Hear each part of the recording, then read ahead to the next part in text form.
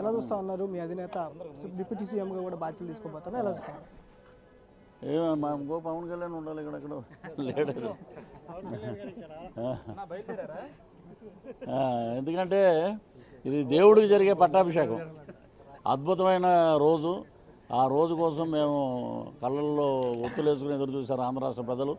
ప్రపంచంలో ఈ రోజున పిఠాపురం అంటే కాకినాడ పక్కన ఉన్న పిఠాపురం అంటే అన్నారు. అలా కాదు, ఈరోజు పవనాపురం అయిపోయింది. మొత్తం ప్రపంచం మొత్తం యుఎస్ కానీ, ఆస్ట్రేలియా నుంచి కానీ, యూకే నుంచి కానీ ఎక్కడ చూసినా పవన్ కళ్యాణ్ గారు అంటే పిఠాపురం, పిఠాపురం అంటే పవన్ కళ్యాణ్ గారు.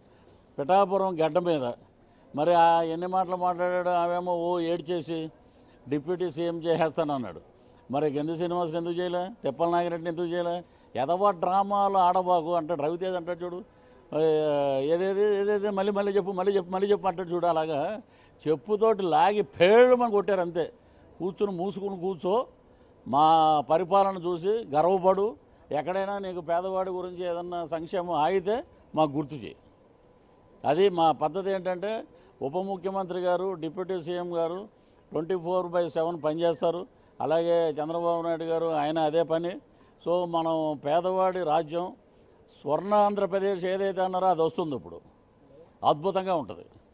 డిపార్ట్మెంట్ పంచాయతీరాజ్ డిపార్ట్మెంట్ అనేది కేటాయించుంది, ఎలా చూస్తూ ఉన్నది? ఇంకా చూడండి, పంచాయతీరాజ్లో జరిగిన మా బాస్ ముందు బయటికి తీస్తాడు.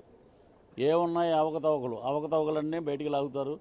సువర్ణమైన పరిపాలన క్రిస్టల్ క్లియర్గా ఉంటుంది. సో పవన్ కళ్యాణ్ గారిని ప్రజలు ఆ రకంగా కోరుకుంటున్నారు. Thank you.